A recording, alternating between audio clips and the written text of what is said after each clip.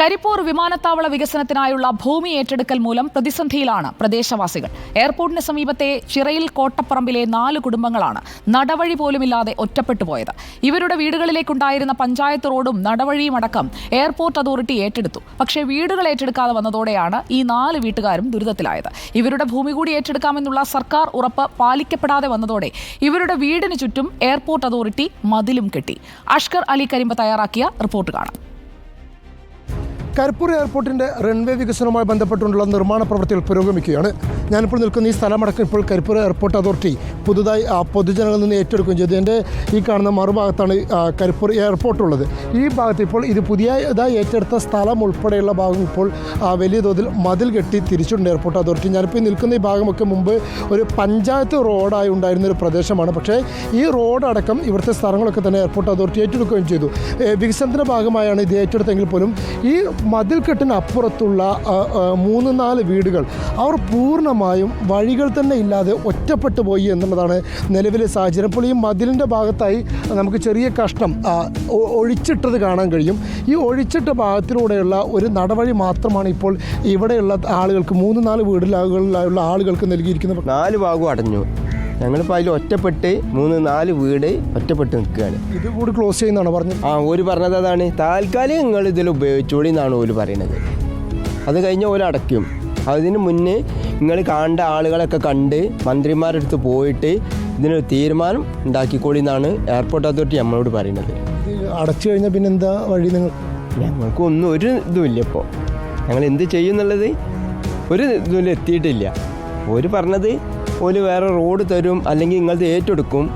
ഇത്രത്തോളം പറഞ്ഞത് പോലെ ഏറ്റെടുക്കാമെന്ന് പറഞ്ഞു. ഇപ്പോൾ യാതൊരു ഒരു ഇതും ഞങ്ങൾക്ക് ഇതുവരെ വന്നിട്ടില്ല. ഒന്നുകിൽ വഴി അതല്ലെങ്കിൽ ഇവരുടെ സ്ഥലം കൂടി ഏറ്റെടുക്കുക എന്നുള്ളതാണ് ഈ വീട്ടുകാർ ആവശ്യപ്പെടുന്നത്. കാരണം ഇവിടെ 4 വീട് മാത്രമുള്ളത്. 4 വീടുകൾ ഏകദേശം 50-ൽ താഴെ സെൻറ്റ് സ്ഥലം മാത്രമാണുള്ളത്. അതുകൊണ്ട് അത് ഏറ്റെടുക്കുക എന്നുള്ളതാണ് ഇവർ മുന്നോട്ട് വയ്ക്കുന്ന ആവശ്യം. നേരത്തെ ഇപ്പോൾ ഈ ഭൂമി ഏറ്റെടുക്കലുമായി ബന്ധപ്പെട്ട് തന്നെ സർക്കാരടക്കം വലിയ ഉറപ്പ് നൽകിയത് ആരുടെയും വഴി മുടക്കില്ല എന്നുള്ളതായിരുന്നു. വഴികൾ വെട്ടും എന്ന് നൽകുന്നത്. ആ ഉറപ്പ് നിങ്ങൾക്കും കിട്ടിയിട്ടുണ്ട്? ഉറപ്പ് പറഞ്ഞിട്ടുണ്ട്, പക്ഷേ ഇതുവരെ പാലിക്കപ്പെട്ടിട്ടില്ല. ഇപ്പം നമുക്ക് ഇതും കൂടി ബ്ലോക്ക് ചെയ്ത് കഴിഞ്ഞാൽ വീട്ടിലേക്ക് പോകാനുള്ള വഴി മൊത്തം അവതാളത്തിലായും. അങ്ങനെ പുറത്തിറങ്ങുമെന്നുള്ള കാര്യത്തിൽ വല്ല ധാരണയുണ്ട്? ഇപ്പം ഇതുവഴിയാണ് വരുന്നത്. അതും കൂടി ക്ലോസ് ചെയ്ത് കഴിഞ്ഞാൽ പിന്നെ പുറത്തിറങ്ങാനുള്ള വഴിയില്ല.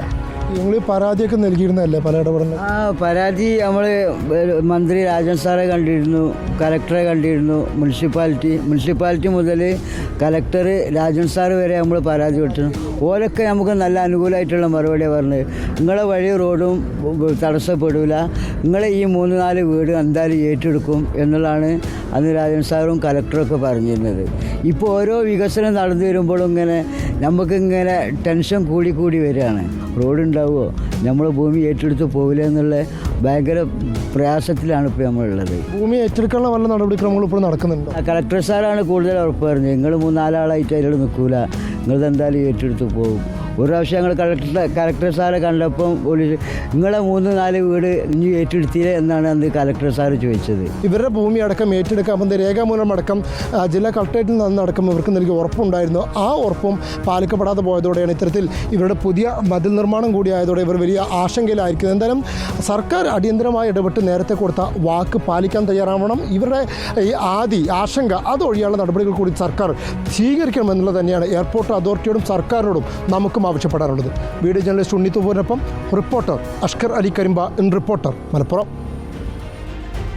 അഷ്കർ അലി കരിമ്പ നമുക്കൊപ്പം ചേരുന്നു തത്സമയം. Good evening Ashkar. ഈ കുടുംബങ്ങൾ അവർ സർക്കാർ സംവിധാനങ്ങളെ ബന്ധപ്പെടുമ്പോൾ കളക്ടർ അടക്കമുള്ളവർ ഇതിനൊക്കെ ഒരു മേൽനോട്ടം വഹിക്കേണ്ട അധികൃതർ എന്താണ് ഇവരോട് പറയുന്നത്? സുജ, ഒരു കടുത്ത മനുഷ്യാവകാശ ലംഘനം തന്നെ ഇവിടെ ഉണ്ടാവുന്നു എന്നുള്ളത് തന്നെയാണ് ഏറ്റവും പ്രധാനപ്പെട്ട കാര്യം. കാരണം അവർക്കുള്ള 4 കുടുംബങ്ങൾക്കുള്ള എല്ലാ വഴികളും പൂർണ്ണമായും അടക്കപ്പെടുന്നതോടുകൂടി പുറത്തിറങ്ങാൻ കഴിയാതെ വീടുകളിലേക്ക് തന്നെ ഒതുങ്ങിക്കഴിയേണ്ട, അല്ലെങ്കിൽ വീടുകൾ മാത്രം കഴിയേണ്ട ഒരു സാഹചര്യത്തിലേക്ക് ഇവർക്ക് എത്തുന്നു. ഇവർക്കുണ്ടാകുന്ന പഞ്ചായത്ത് റോഡും അതുപോലെ തന്നെ ഇവരുടെ സ്ഥലങ്ങളും ചുറ്റുഭാഗങ്ങളും ഇതിന് 3 ഭാഗങ്ങളും ഇപ്പോൾ സ്വന്തമാക്കിയിരിക്കുന്നത് എയർപോർട്ട് അതോറിറ്റി തന്നെയാണ്. സ്വാഭാവികമായി ഇവർക്ക് സർക്കാർ നൽകിയിരുന്ന ഉറപ്പ്, ഇല്ലെങ്കിൽ ഭൂമി ഏറ്റെടുക്കുന്ന ഘട്ടത്തിൽ ഈ കലക്ടർ ഉൾപ്പെടെയുള്ളവർ, ഇല്ലെങ്കിൽ മലപ്പുറം ജില്ലയുടെ ചുമതല ഉണ്ടായിരുന്ന മന്ത്രി വി അബ്ദുറഹ്മാൻ റവന്യൂ വകുപ്പ് മന്ത്രി വി രാജൻ ഉൾപ്പെടെയുള്ളവർ നൽകിയിരുന്ന ഉറപ്പ് എന്ന് പറയുന്നത് ഇവരുടെ ഭൂമി കൂടി ഏറ്റെടുക്കുമെന്നായിരുന്നു. തുടർച്ചയായി ഇതുമായി ബന്ധപ്പെട്ടുകൊണ്ട് അധികാരി വർഗ്ഗങ്ങൾ സുഹൃത്തെ സമീപിക്കുമ്പോഴും എല്ലാവരും പറഞ്ഞിരുന്ന വാക്ക് മാത്രമല്ല രേഖാമൂലം തന്നെ ഇവർക്ക് എഴുതി കൊടുത്തിരുന്നത് നിങ്ങളുടെ ഭൂമി കൂടി കരിപ്പൂർ എയർപോർട്ട് അതോറിറ്റി ഏറ്റെടുക്കുമെന്നുള്ളതാണ്. പക്ഷേ 12 ഏക്കറിലധികം ഭൂമി ഏറ്റെടുത്ത കരിപ്പൂർ അതോറിറ്റി ഇവരുടെ വീടിൻ്റെ മുൻഭാഗത്തായി 2 ഭാഗത്തേക്കും 90 മീറ്റർ വീതം ഭൂമി കൂടി ഏറ്റെടുത്തു. പക്ഷേ ഇവരുടെ 3 വീടുകൾ മാത്രം അല്ലെങ്കിൽ 4 വീടുകൾ മാത്രം അവിടെ അവശേഷിപ്പിച്ച് ഭൂമി ഏറ്റെടുക്കൽ പ്രക്രിയ ഈ ഘട്ടത്തിൽ അവസാനിപ്പിക്കുന്ന ഒരു സാഹചര്യമാണ് ഉണ്ടായത്.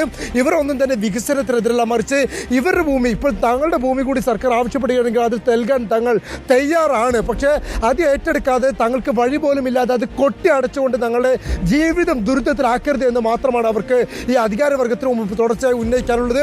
പലതവണ ഇത്തരത്തിൽ അധികാരവർഗ്ഗങ്ങൾക്ക് മുമ്പിൽ ഇല്ലെങ്കിൽ ഉദ്യോഗസ്ഥർക്ക് മുമ്പിലൊക്കെ തന്നെ ഈ ആവശ്യം ഉന്നയിച്ചെങ്കിൽ പോലും അനുഭാവപൂർവ്വം പരിഗണിക്കാമെന്ന് പറഞ്ഞവർ ഇപ്പോൾ ആ കാര്യത്തിൽ ഒരു മിണ്ടാട്ടമില്ല, നടപടി സ്വീകരിക്കുന്നില്ല. മാത്രമല്ല നിർമ്മാണ പ്രവർത്തനങ്ങളുടെ ഭാഗമായി തന്നെ ഇപ്പോൾ ഒരു ഭാഗത്ത് വലിയ തോതിൽ തകര ഷീറ്റുകൾ കൊണ്ട് എയർപോർട്ട് അതോറിറ്റി മതിൽ കെട്ടിക്കഴിഞ്ഞു.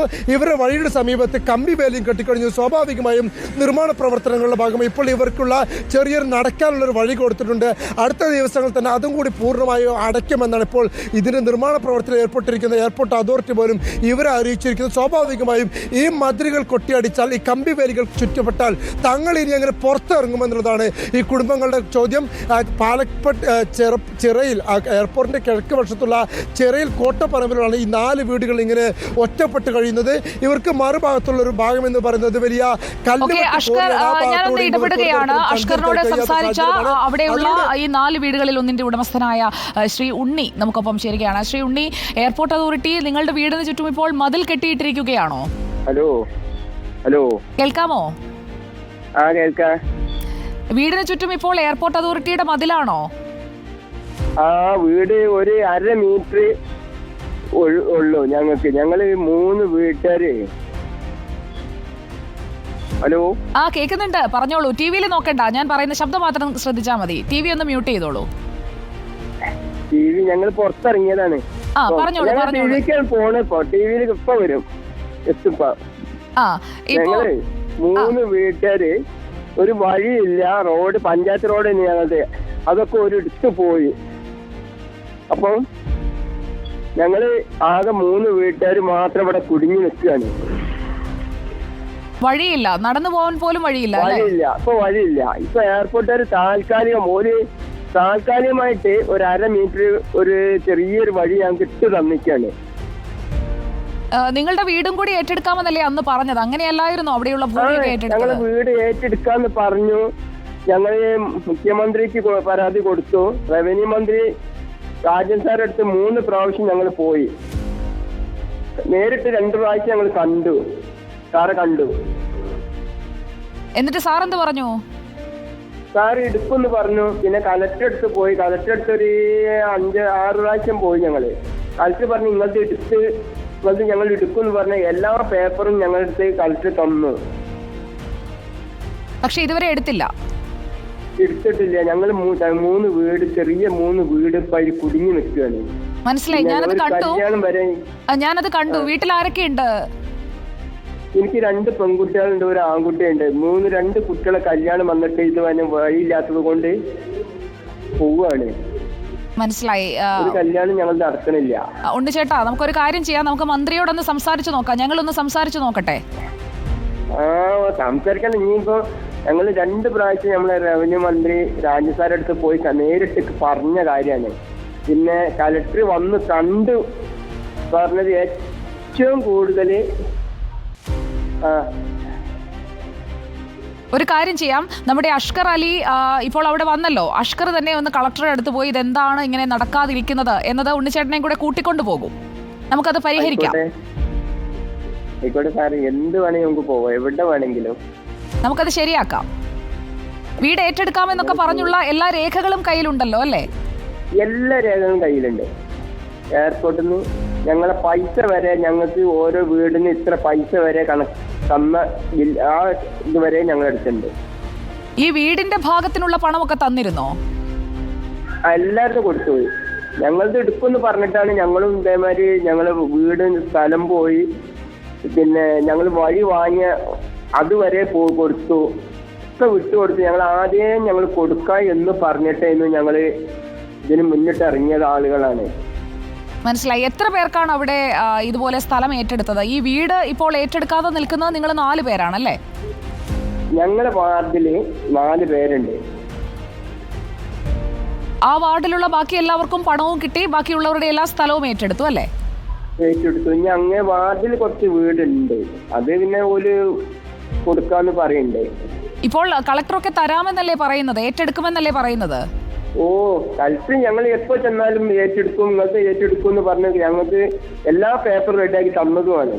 പിന്നെ എയർപോർട്ട് ഉദ്യോഗസ്ഥന്മാർ വന്നിട്ട് ഓര് പറഞ്ഞത് നിങ്ങളുടെ എന്തായാലും ഈ 3 വീട് എന്തായാലും ഞങ്ങൾ എടുക്കും, നിങ്ങൾ അത്രയും ബുദ്ധിമുട്ടായി വെച്ചാണ് എന്നുള്ളതാണ് എല്ലാ ഉദ്യോഗസ്ഥന്മാർ വന്നിട്ടും പറഞ്ഞത്. ഓക്കെ, ഒരു കാര്യം ചെയ്യാം ഉണ്ണിച്ചേട്ടാ, ഇപ്പോൾ ഇത്രയും കാര്യങ്ങളുണ്ടല്ലോ, ഈ രേഖകളൊക്കെ വെച്ച് നമുക്ക് ഒന്നുകൂടി ഒന്ന് ശ്രമിച്ചു നോക്കാം. എന്താണ് റവന്യൂ മന്ത്രിക്ക് മുന്നിലേക്ക് ഇത് നമുക്ക് കൃത്യമായി ഒന്നുകൂടി എത്തിക്കാം. അദ്ദേഹം വിട്ടുപോയതായിരിക്കാം. ഒപ്പം എയർപോർട്ട് അതോറിറ്റി എന്തുകൊണ്ടാണ് ഈ കാര്യത്തിൽ ഒരു കാലതാമസം വരുത്തുന്നത് എന്നതുകൂടി നമുക്ക് നോക്കാം. അങ്ങനെ ഒരു ഉറപ്പുള്ളതാണ്, രേഖകളുള്ളതാണ്, നമുക്കതിൽ ശ്രമിച്ചു നോക്കാം. അഷ്കർ അലി നമുക്കൊപ്പം ഉണ്ട്. അഷ്കർ, ഈ രേഖകളെല്ലാം കൈവശമുണ്ട്, അപ്പോൾ ഇദ്ദേഹത്തെ കൂട്ടിക്കൊണ്ട് നമുക്കും ഒന്ന് ശ്രമിച്ചു നോക്കാം. അഷ്കർ.